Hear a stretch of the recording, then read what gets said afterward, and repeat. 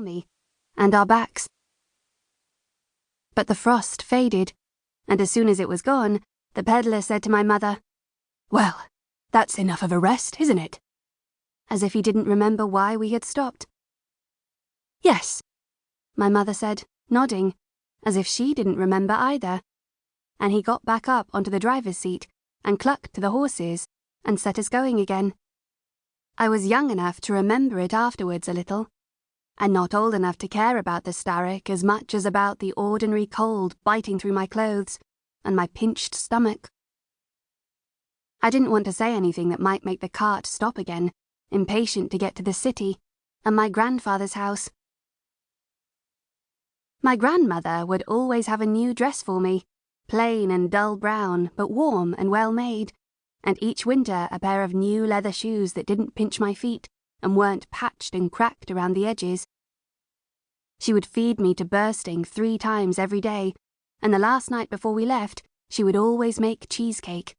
Her cheesecake, which was baked golden on the outside and thick and white and crumbly inside, and tasted just a little bit of apples, and she would make decorations with sweet golden raisins on the top. After I had slowly and lingeringly eaten every last bite of a slice wider than the palm of my hand, they would put me to bed upstairs, in the big, cosy bedroom where my mother and her sisters had slept as girls, in the same narrow wooden bed carved with doves. My mother would sit next to her mother by the fireplace and put her head on her shoulder.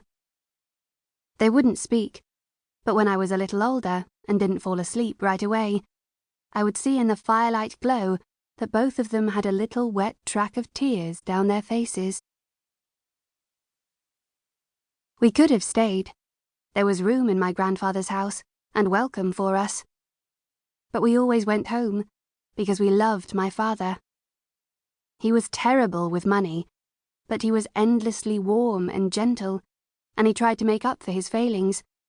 He spent nearly all of every day out in the cold woods hunting for food and firewood, and when he was indoors, there was nothing he wouldn't do to help my mother.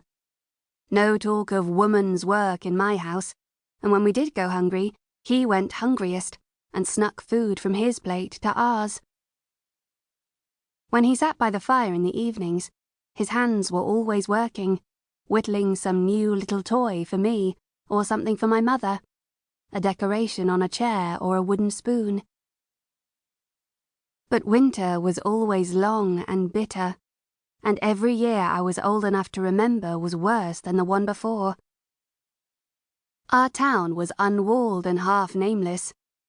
Some people said it was called Pakel, for being near the road, and those who didn't like that, because it reminded them of being near the Starrick Road, would shout them down and say it was called Pavis, for being near the river. But no one bothered to put it on a map, so no decision was ever made. When we spoke, we all only called it town. It was welcome to travellers, a third of the way between Visnia and Minask, and a small river crossed the road running from east to west.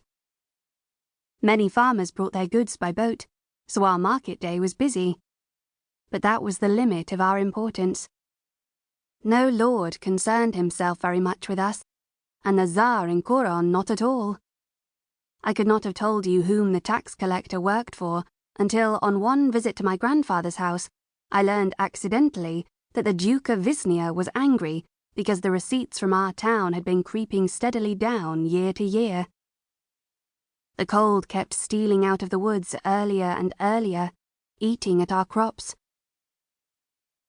And the year I turned 16, the Starrick came, too, during what should have been the last week of autumn, before the late barley was all the way in. They had always come raiding for gold, once in a while. People told stories of half-remembered glimpses, and the dead they left behind. But over the last 7 years, as the winters worsened, they had grown more rapacious. There were still a few leaves clinging to the trees when they rode off their road and onto ours, and they went only 10 miles past our village to the rich monastery down the road, and there they killed a dozen of the monks and stole the golden candlesticks and the golden cup and all the icons painted in gilt, and carried away that golden treasure to whatever.